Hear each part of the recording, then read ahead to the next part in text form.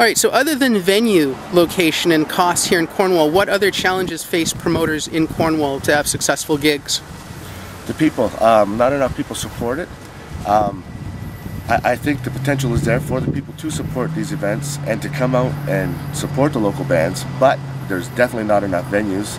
And these bands that do perform in all these clubs, like Schnitzel's and La Maison, what have you, that can offer bands to go in and perform, the pay is there, but the pay is not enough. If a band's going in there filling up your club, I think the local band should be paid bare minimum at least $500 for their services. Because as far as I'm concerned, if you're a band and you're being paid for your services, you've made it. You know, they're paying you to go in and perform and draw the people in.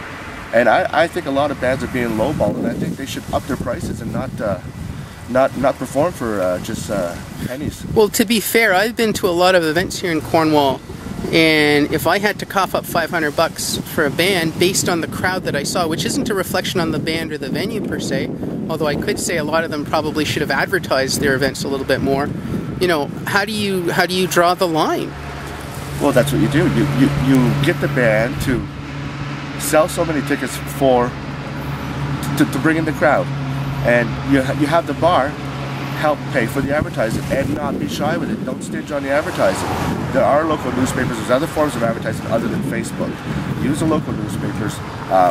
Use radio stations if you can, but some radio stations I can understand the prices are just outrageous. Yeah, this Facebook thing, Facebook is a great tool, but Facebook only goes out to people that you know. That's right. And it's a great add-on, but it doesn't replace advertising as some people in Cornwall think. It certainly doesn't, and I don't want to discourage people from going and using the newspapers and using the radio stations and all that. But I think that if they do use more online advertising or create an online advertising such as a Cornwall Free News, like yourselves, I think that there helps out a lot of local musicians, because advertising outlets like yourself doesn't necessarily hit them in the pocket as much.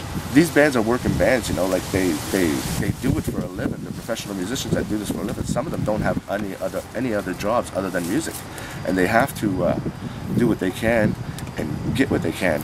As a promoter, how hard is it to export Cornwall bands? Do you get a lot of gigs for bands outside of Cornwall that are from Cornwall? I book more bands from Cornwall in Ottawa, Kingston, Brockville than I do book bands from Brockville, Ottawa, and Kingston. There's more musicians in Cornwall than there is in Ottawa, Kingston, and Brockville.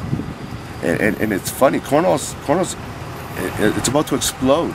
The art scene in Cornwall is just phenomenal, and it's going to be taken off. And I think the city and the citizens of Cornwall itself should back the arts community in Cornwall. No matter what the art may be, I think the citizens and the city of Cornwall should back it all the way. And I think that the city of Cornwall is going to form some sort of a committee to help promote local artists, local promoters, local bands. I want to be on that committee. I know Andre Yvette stepped up to the plate at the Legion for during the Paris campaign, that he would look into forming some sort of a committee, and so did Dennis Carr. And they both came up to me and told me themselves that they would like to form this committee. I want to be on that committee, and I'd like to see those guys hold their words to it.